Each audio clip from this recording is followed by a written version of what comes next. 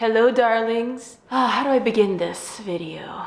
By now you must have heard about the famous, infamous COVID-19, the coronavirus. And because my channel is primarily focused on food and travel, I thought it's important to take some time and talk about this. First and foremost, as I film this, it is March 12th, 2020, almost 1 p.m. Things have been moving really fast with this virus. There's a lot of opinions, there's also a lot of misinformation. And there's still a lot to learn about COVID-19. Like, will coronavirus become seasonal? Can people who recover from COVID-19 be infected again? Will it actually go away with warmer weather? When will the vaccine be ready? One thing's for sure. Be cautious, but don't panic. Let's not spread hate, racism, violence. What can we do on our part? Some people are saying, oh, coronavirus is not as bad as the flu. It's not killing as many people. And there are other people saying coronavirus is at least 10 times more deadly than the flu. And in different countries, the mortality rate differs. There are multiple factors involved. It could be the healthcare system. They just don't have the supplies or even enough hospital beds to take care of the sick people. So it's really important is to help slow down the spread of coronavirus. In less than 3 weeks, the virus has overloaded hospitals in northern Italy, offering a glimpse of what countries face if they cannot slow the contagion. I just got a very disturbing message from a cardiologist at one of Milan's largest hospitals. They're deciding who they have to let die.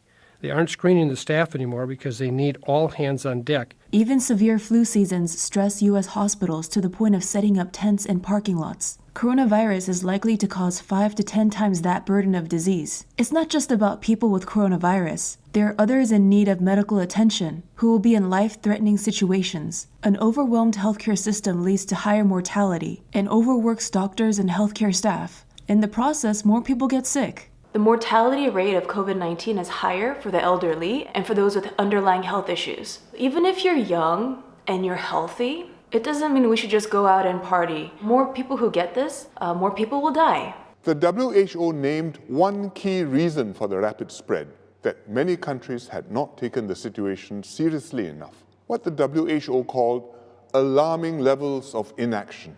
And unlike SARS, this outbreak will continue for some time, a year, maybe longer. There are baseline things that we must get used to, like practicing good personal hygiene and discouraging large gatherings, and generally maintaining some physical distance from one another.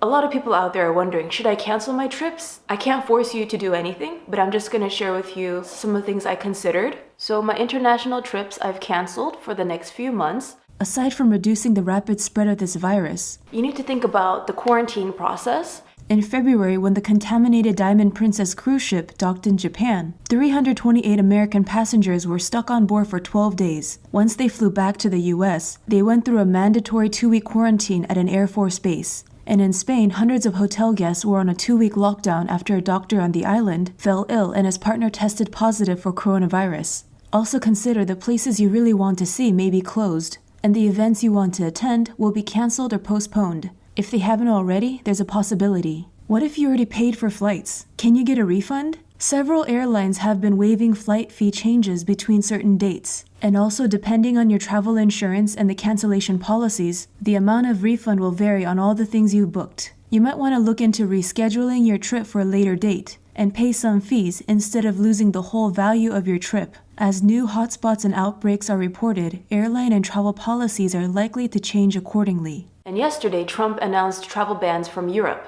Like, you might be like, oh, right now, this country, there's no travel restriction and there's no quarantine process involved. But that can change in a matter of days or even in 24 hours. Who knows if we'll even get domestic travel restrictions within the US, such as Washington and California. Right now, the number of reported coronavirus cases, that is not accurate because there's more people who have it than is reported. There's not enough test kits to go around in some countries. The USA is not prepared. There are people going to the hospital asking, can I be tested for COVID-19? And the hospital is like, we don't have the test kit. Let's say you just have a cold or some other sickness that's not COVID-19, and you go to the hospital and then you get exposed there, and then you get it. Sometimes it's really tough to know what to do. Do you go to the hospital or do you not? Is it more risky to go to the hospital or is it better to stay at home? And coronavirus can be sneaky. Some people get it, they don't show symptoms, so they could spread it even if they feel fine. And you know, it is flu season. Recently, I got a cold. I was like, oh, I hope it's not coronavirus. I was like, don't panic. Let's look at the symptoms list. My symptoms were more in the cold. But regardless, I quarantined myself. I did get cabin fever, but I was like, you know what? You could do it. Let's just stay in. So we need to do our part wherever we can. Some people say we are overreacting to the situation and taking too many cautious approaches. Like, for example, shutting down school districts. And then if we're not cautious enough and things get really bad, then it's like, then we could blame people for being complacent. There's gonna be these different opinions. I think the important thing is, what can we do on our part? And everyone's situation is gonna be a little different. Not everyone has the same lifestyle or the same type of job or same whatever. You know, we still need to go grocery shopping. We still need to do things, get things done. Now, some jobs, you can't do it remotely. You have to be on site to work. And this is a scary time for those of us who work paycheck to paycheck. And in the meantime, we still need to pay rent. We still have bills to pay, electricity, gas, water. This is not just about getting sick. This is hurting our economy, and there are other consequences involved. So once again, what can we do on our part? Another thing we could do is not get caught up in all this information in the news. There are conspiracy theories in the making. I'm not going to even talk about them. So always question your sources.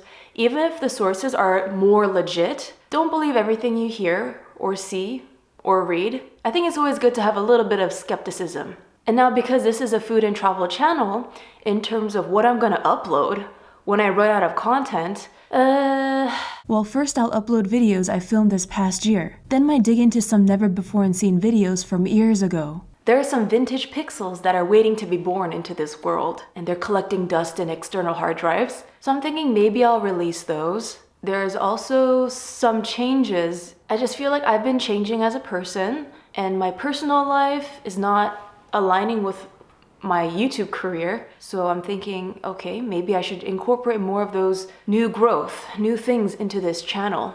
All right, you guys. We don't know what's gonna happen exactly with the coronavirus. There's a lot of uncertainty. Let's do what we can on our part. Let's use our best judgment. Coronavirus or not, always be prepared for an emergency. Have your first aid kit ready, emergency food. There's a lot of resources online on how to prepare for emergencies. So I highly recommend you look that up. And take basic protective measures. Cough and sneeze into your flexed elbow or tissue, and dispose the tissue right after. Be sure to thoroughly wash your hands regularly. Instead of shaking hands, do foot shakes, the elbow bump, bow, wave, maybe even do the chicken dance. And please do not buy crazy amounts of toilet paper. If the toilet paper is constantly sold out, there are people out there who really need toilet paper, and they might just end up using towels. Or leaves, or receipts, or slices of bread. Let's not get to that point, please. Just get what you need and maybe a little bit more, but don't get like 5 big packages of toilet paper that's gonna last you one whole year. Because if everyone gets that amount, a lot of us are not gonna have toilet paper. And that will be a very crappy situation. Literally. We're in this together. Humanity has been through many terrible things.